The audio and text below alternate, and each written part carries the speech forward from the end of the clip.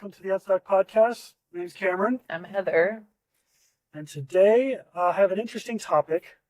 I think there's lots of things in our lives that help us point us in different directions and help give us indications. There's lots of things that happen to us that are negative that are easy to point out. I think that's a lot of times. So for instance, if you're ever curious about what you want to do, you might have a lot of messages coming to your mind about what you don't want to do, because those negative things tend to be things that stick out really strongly for you. They're also the easiest to do because we can all, it's easy to fall into negativity, but positivity is a choice and it takes work. Right. So today I would like to find a negative part of our life that we can leverage for positive, and that is resentment. Resentment shows up a lot in our life, and I think you can find when it happens, you can look at this in a way where you can see it as a pointer to something else. How would you define resentment? Resentment is when you feel that you have a right to something that's not happening. Or you're, I guess a right, or it's not fair. That type of a, like life hasn't shown up fair for you. And it's definitely in an anger mode too. It's not I have a right to this and I'm happy. That's more empowerment. If you have a positive feeling, usually you're in a more empowered feeling. But if you're feeling disempowered and you feel that something's wrong happening, you feel an injustice, like Heather was saying, I think that's where resentment resides. A lot of times you find it pop up when you've done things right and life didn't show up the way that you were expecting it to, or hoped it would, or believed it would.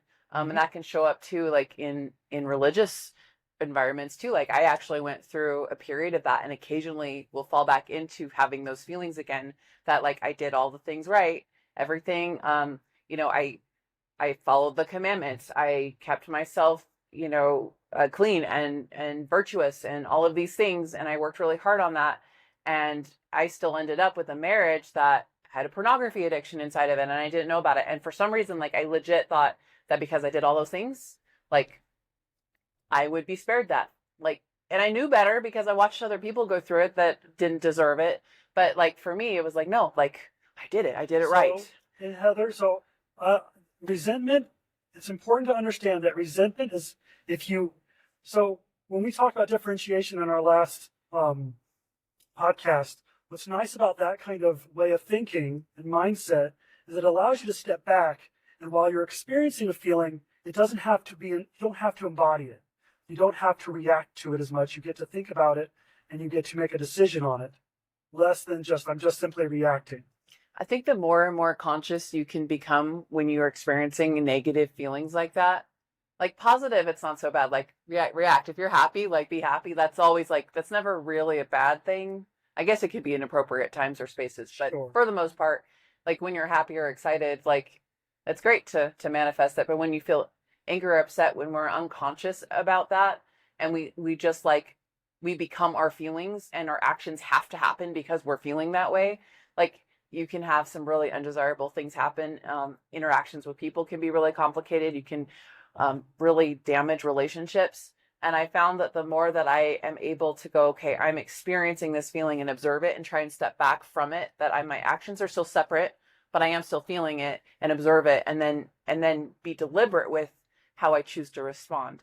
I'm not successful with it all the time. It's not an easy practice, but the more and more I do it, the easier it becomes, and the more peace I have, because then I make deliberate choices based on what I want, not how I'm feeling. Right. And then once you can step back from the feeling and experience it and think about it, now you can take that resentment and understand what it's pointing you to. Yeah, a lot of time it's uncovering something that you might not have thought of that's happening to you, or it might uncover a type of thought that you felt that should have been happening in a relationship, or some sort of injustice, or something about your life that you want to change.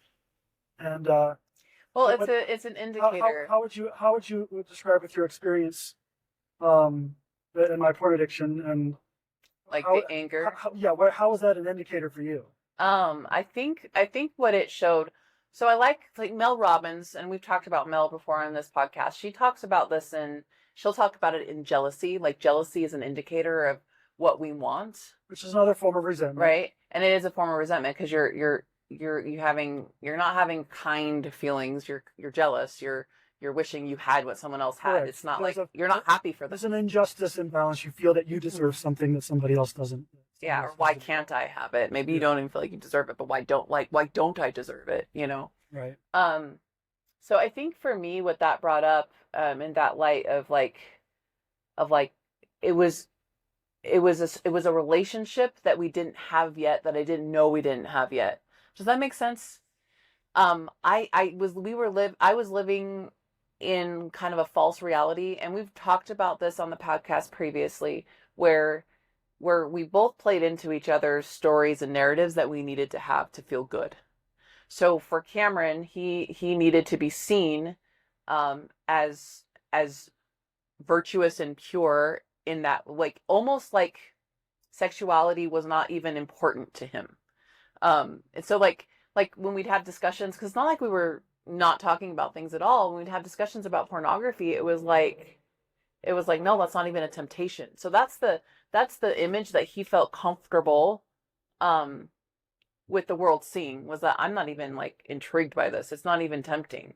And then for me, on the other side of it, I didn't feel safe with someone who was tempted, right? So like we fed into each other, and he knew that about me, and he had more insight of what the dynamics of our relationship, but we were like playing this game unconsciously, where he fit the role that I needed him to fit, and I fit the role that kept him kind of stuck, right? Like Heather can't handle this, so I don't have to confront, or I should confront internally all by myself, instead of going and seeking and getting help and being honest, and because that's really what it took for you to be free, was being seen.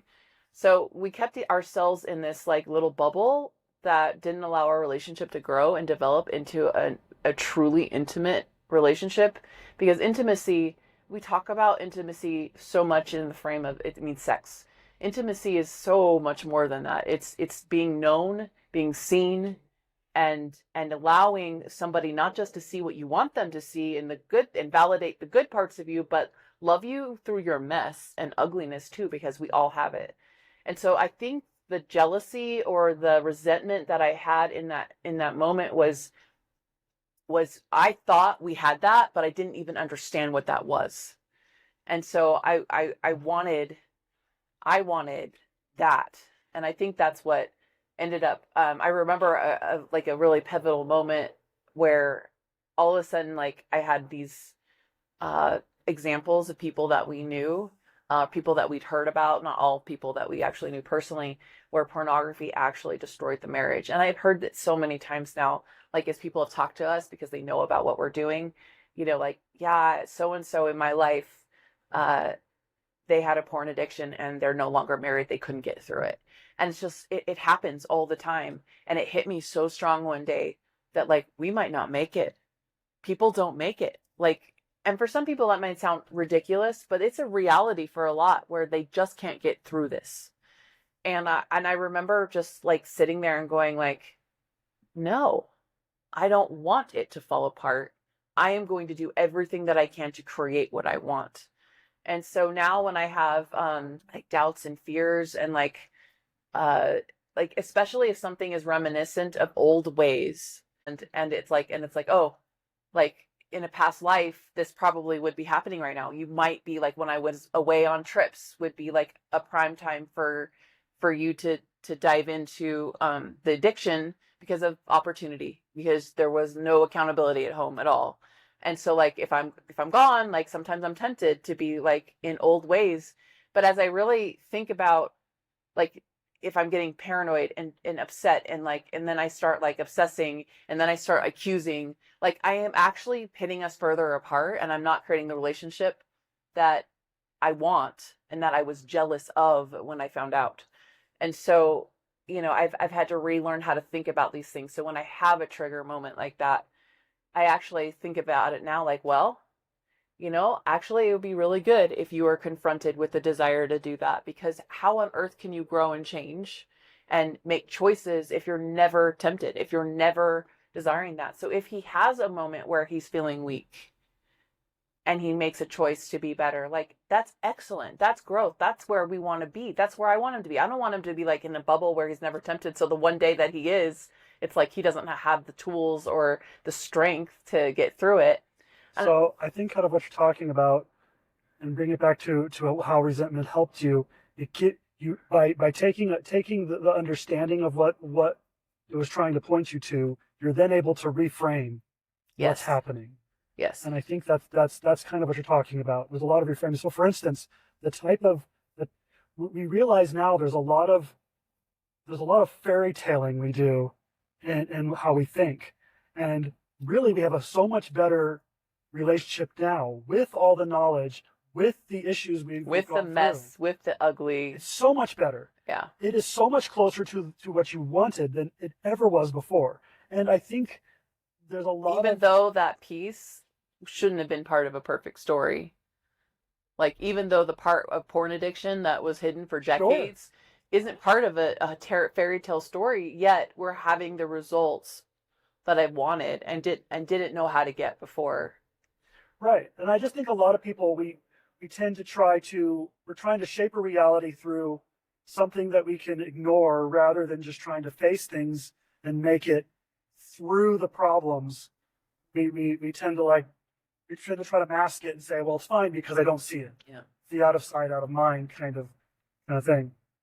I just had a thought, like, too, about, because I'll often, I don't know if I know you're like this, but maybe you are like us, where you'll kind of like play through scenarios that haven't happened. You'll walk through them in your mind and you'll make, like, it's kind of like you're writing like your future a little bit, like, something's going to happen. So you go through what it is. But I've had like moments where I'm like imagining, what would I do if there was a relapse, right? And you came to me and you told me, like, I messed up, like I watched porn again. And it's so funny, like I'm so grateful for the internal work that I've done to be like taking a step back, being more conscious, reframing what these things mean. And I'm like, like, if you came to me and you told me that you relapsed, like, I know that would feel like a massive step backwards, because it's been like a year and a half of sobriety, and oh, like everything's ruined. But like, if you came to me and told me about it, and of course that's how it happened in my little but that's actually not a step backwards. That's like a huge step forward. Do you know what I mean? Because Right. before it would have been like, oh, I feel miserable about myself. Instead I'm of gonna like looking at it as a hide step and backwards, look at it as a pause. like, And exactly. then regroup and keep moving forward. And Just how have do it you fall back. and how do you want to show up to feel good about yourself? Because it's not about anyone else. You spent so much time worrying about how I would react that you didn't focus on the integrity of how you wanted to show up in your own life.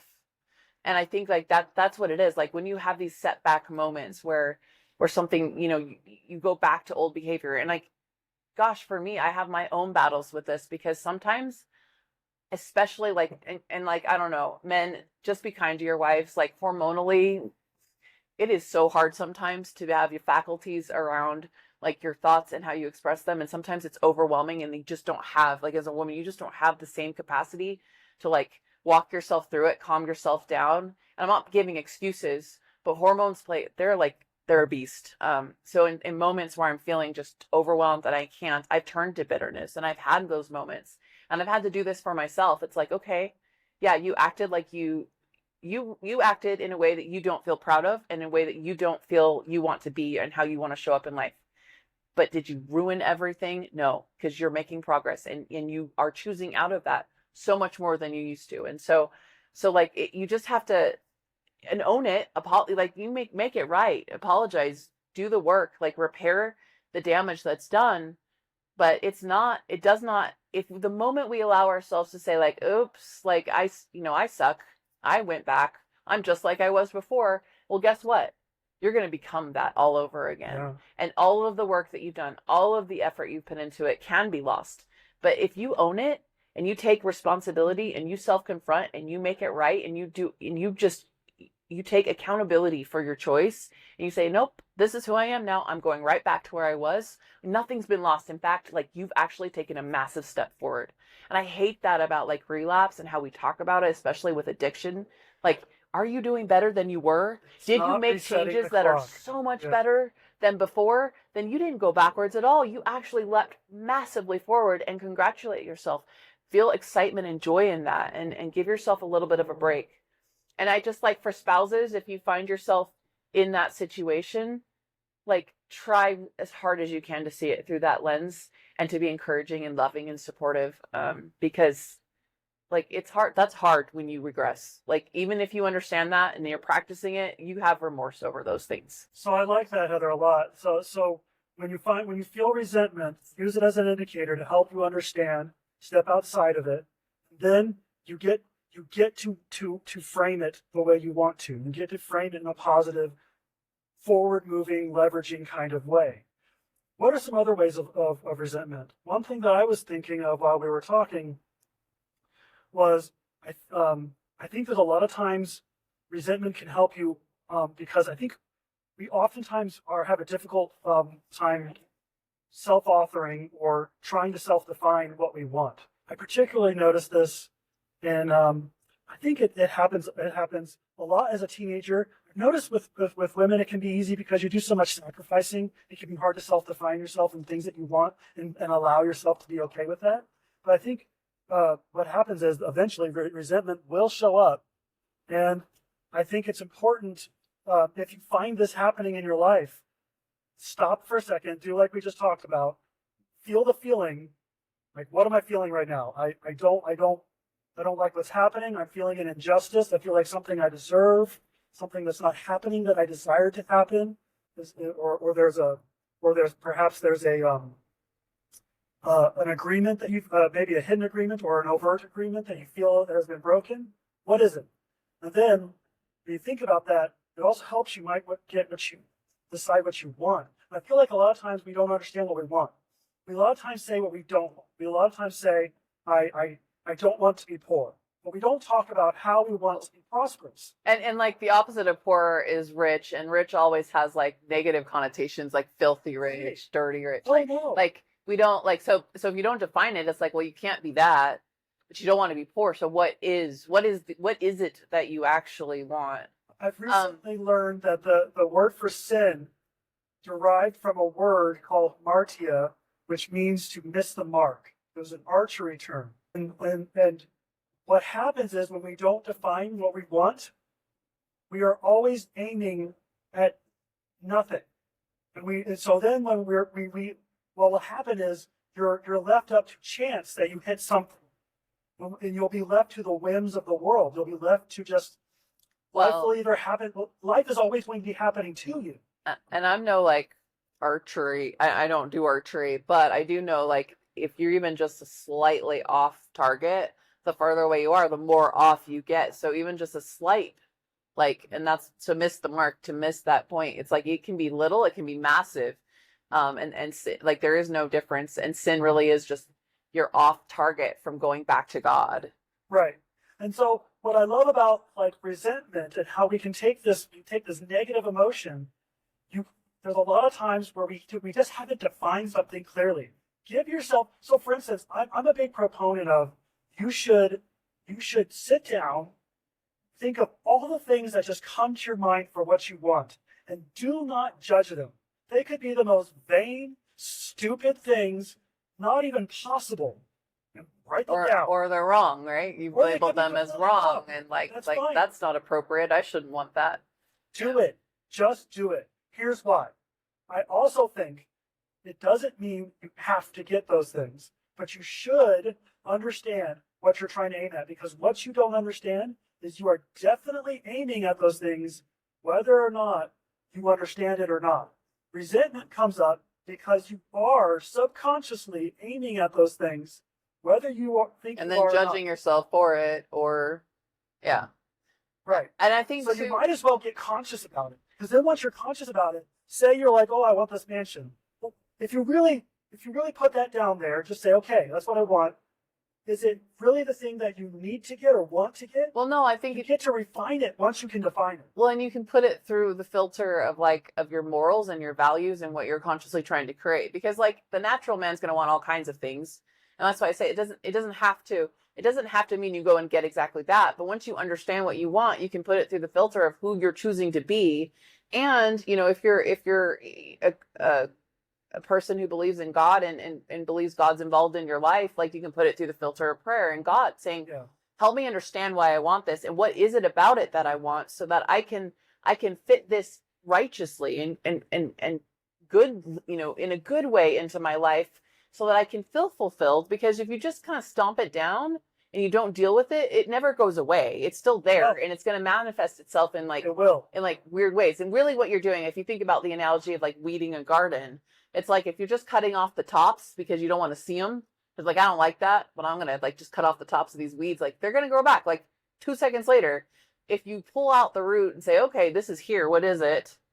Like then you can do something with it. And if you want to replant it, you can replant it. Or if you don't like this, you can go to the store and find the bulb of the plant you want. But you're like, you get to choose, but you have to understand what's there before you can choose. Once you define, you can start to refine. Trying to refine it without defining it first is too difficult.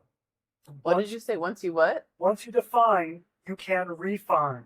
That's good, honey. Yeah, I just thought of it. but once you so define that, because then and that's why resentment can be such a beautiful, and resentment and jealousy and those type of feelings can be so wonderful, because if you can step outside of them, if you can start to do the reframing, if you can indicate what you're already pointed at. That's the kicker, people, is that the resentment that you're doing helps you unearth the thing that you're already trying to get. You're already trying to do it. You might as well put a name to it, and then you can refine it. Once you define, you can refine. So you mentioned a minute ago about how this can be difficult for women. And I just wanted to like touch on that a little bit more. Sure. Because I think sometimes like it's difficult for women, and like we do, and especially those that have chosen motherhood. It's a natural inclination to sacrifice. Yeah, and especially those that have chosen into motherhood and raising a family. Like there is nothing like that experience, and it's probably one of the hardest things that I've ever done. One of the least rewarding in immediate results. Does that make sense? Right. Not that it's not rewarding, but like at the end of a day, you might be like, what did I do? My house is still a mess. My kids still cried, and I didn't get anything done, and like, it's a monotonous laundry, dirty diapers. It's kind of like what I say. Tantrums, toys, like and it's day after day after day. Yeah. At a job. And because, like that's one of the things I loved about working even as a mom was like, I could have like a result, like a project. It has a deadline, and it could like come to fruition, and it could be a massive success. And it's like, yeah, we did it. And with motherhood, or parenthood, I should say in general, like you don't usually get that. It's like I repeatedly. say sometimes, like it feels like your kids will do 100 things that'll drive you crazy, but then they'll do this one thing that's worth 1,000 of those things. And so you got to get through those 100 things that drove you crazy, and then they'll do this one thing that just like wipes all that away. If you really just stick it out. And it's more than one thing. It is, but even when they're grown, we have. My point is, it's always an aggregate plus. So we even have a daughter who's turning 18 this year. She's almost an adult, and she's going to be exploring life on her own and being, independent in certain ways and in a lot of ways. And like, it's still not over. It's not like, oh yeah, this is our graduation as parents. Like, no, she's now entering a new phase of life that's difficult. We're still her parents. We love her. We're going to be mourning with her and working with her. It's like, it is just a different kind of success than what you find in the working world typically. And I just want to like, any mom who's feeling like, yeah, I don't know what I want. Like, it's okay. Like, give yourself a break here. That's really good. Because like, for anybody, especially moms, you just don't. When you enter into parenthood, now I was the oldest of 5, and I was like a second mom. I loved being a big sister. I love babies, but nothing prepares you. Even that, nothing prepared me for what it was like to be the mom where they want you and only you has what they need. And it doesn't matter if you have to go to the bathroom. It doesn't matter if you've had like 3 days before you've showered and they're crying. Like, I can't tell you how many nights in the middle of the night I had to pee, and I had to debate between like a baby crying and waking up everybody and screaming, or going to the bathroom. So I'm sitting there holding and nursing a baby while I'm going to the bathroom. This is what motherhood is like. And it's no joke, and you don't understand the freedom that you had before you have that little baby. It's a wonderful, beautiful thing. Like, I miss those newborn babies, but it's hard.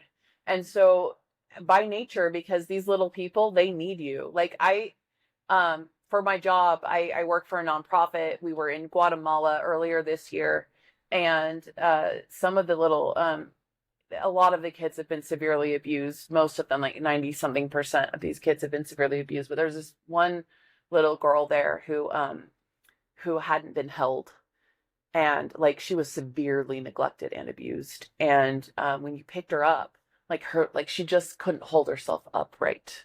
Like her muscle tone was non-existent because she wasn't held, and she's a baby. And so like these, what you're doing by holding your baby, even though you get nothing done, like it's more than you realize. Like when you go and you hold, like I think she was like 2 or 3, and she had no muscle tone. And it was just one of the most heartbreaking thing, like malnourished. The picture of her when she got there, she was like skin and bones. And anyway, moms, if you're holding your babies and loving on those babies and your house is still a mess and you don't know what you want to do with the rest of your life, like you're doing an incredibly important thing. But what we're talking about in this episode, and like hats off to you because like it's such an important job, but what we're trying to talk about here is that sometimes maybe after you're through the thick of it, or sometimes in the thick of it, you feeling like a part of you is missing and you don't know what it is. Like, figure out what it is, because that's healthy too. That will help you too. That will help your children as well. It will help you be a better mom when you know who you are and what you like and what you want, and you work for it, and you show your kids how to do that too. And like it can be the cause of so much depression and frustration and even resentment in being a mother itself. Like I've had those experiences where I'm like, I don't want to do this anymore. It's too hard. I need some kind of payback, and it feels like this is never ending. Yeah. Like, you're not alone if you're feeling that way, and you love your kids. You love them to death. It's not like you don't love them. It's just like, it's hard and I'm struggling. And I'm telling you that if you do this exercise and you figure out and start to understand more about what you want and what you desire and what builds you up, what fills your soul with delight, you don't have to just be a mom.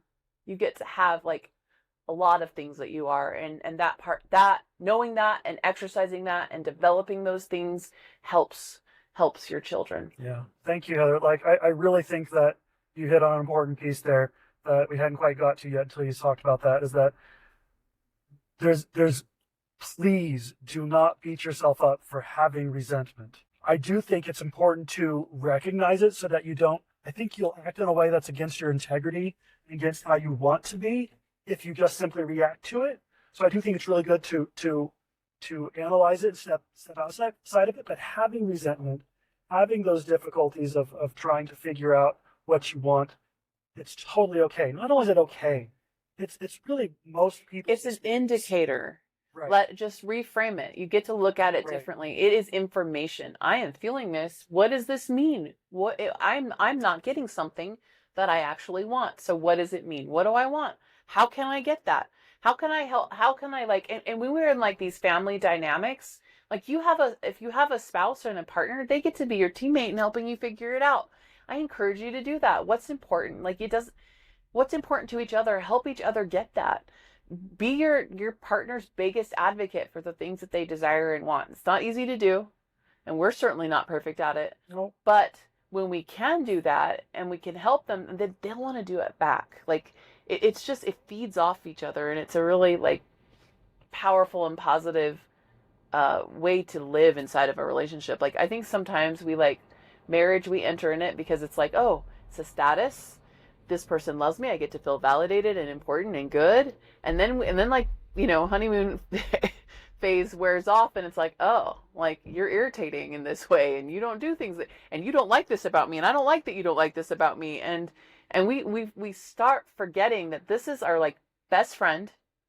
This is our strongest advocate, our teammate. We're working on the same thing. Like, start doing it. Start talking to each other. Start sharing with each other what it is that you really want, what you want to achieve, and who you want to be, and the things you want to experience, and figure out together how to make it possible. Like life is so much happier and richer when you do that. So much more opens up when you do that. When we think we can't, then guess what? If you think you can't, you never will. But Yeah. if you dare to hope that you can, then it becomes possible. I love that. Starting with hope is always where it is. So often we don't understand that's where it starts. If you just simply have a hope, you have a spark to get to the next place. I love this conversation. Whenever you guys are having resentment come up in your life, I hope that during this week, well, after you listen to this podcast, you can think about this from here on out. Pay attention to it. Like Pay notice attention it to this next time. And you might be looking around and like look at a house and be like, why does that person have that house? You know, What do they do to be able to afford that? She's making fun of me because that's totally something that comes up. All these neighborhoods that we've got through, like, but when I do what that, do they do? And then you get like depressed about it, and right. but that's the unconscious that's part, the right? unconscious part. Yeah. And so when I have that feeling, when you look and you see somebody, or say you're trying to hit a fitness goal and you see somebody that has that perfect fitness, and you're like, oh, like they don't deserve it. You know, like why do they get that and I don't? Because they spent like 15 hours a week in the gym. But no, but they put in the work, obviously, right? Even if they didn't, it doesn't matter. Yeah. You have that feeling, sit in it, recognize it, and be like, I got this feeling. I see that personal thing. I see that house that I want as well. What does it mean? Reframe it. Understand it. And if you're not living in a way that can help you get there, then now you have some information that can change your life. Like, just to put, like, we're talking about the fitness gym thing. When you're in this, like, when you don't know what you want, you don't have a goal, and you're kind of halfway doing it, and you're halfway out, not doing it. Like, it is the most disorganized. Like, when we were working out, but we weren't really like fine tuning our diet. It was like, it's just too much. We get, we're not like, it was like we had one foot in, one foot out, wasn't getting the results. Yet I was working out like all the time, wasn't getting the results that I wanted. And so I'm angry and frustrated about it. Like, wow, it's just not working for me. Why is everyone else like, why is this person at the gym? I'm like, but I wasn't putting in the effort in the way that I needed to. And I wasn't living. So when I felt those feelings of like jealousy, as I'm seeing people like that are, especially those that are transforming their bodies, right? And I'm like, oh, look at their progress. I'm like, well, am I what I have to investigate what I'm doing. Am I really being honest with myself when I say like I'm doing everything and this isn't happening? Or am I being dishonest? Am I just not willing to put in the effort and the hope and the work required to get it? And I think what by feeling those feelings, though, if you allow it to help, to make it introspective in your own life, you're turning it into an opportunity for introspection. Then you can change and you can fix and you can course direct and you can create results. So just going on this same topic, about a year ago, you did an interesting calculus because you took what you wanted a better health, better transformation. We had already had a goal to get our tonal smart gym, which is what we wanted to do. It was on our vision board. You went through the calculus and said, okay, right now it takes me this long to go to the gym. And it was like 15 minutes each way. Round trip, it was like, so round trip about 30 minutes. You calculated how long it was per year. I can't remember what it was, but it was like I think it was like, it would be 5 full days or something like that. 24-hour days. Just in traveling. And then we looked at the price of the gym, and then the gym membership is to go. And then we looked. But then you multiplied it by 2. Like, so if you're coming with me, you're also giving up 30 minutes a day. So that's 2 people doing that.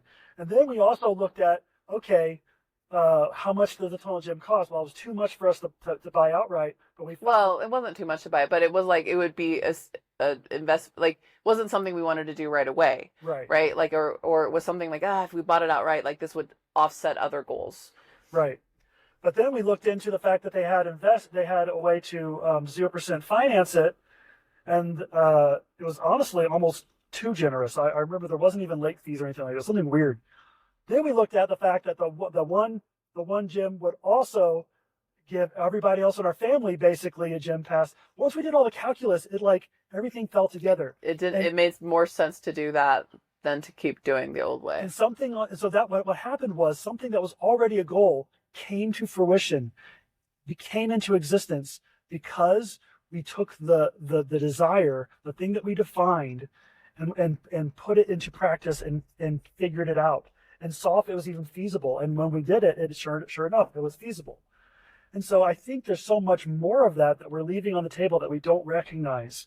And that I think we can do so much more of that. So when you feel that resentment, in your life, when Or you go jealousy. feel jealousy, resentment, or some sort of negative feeling like that, sit back, feel it, define it.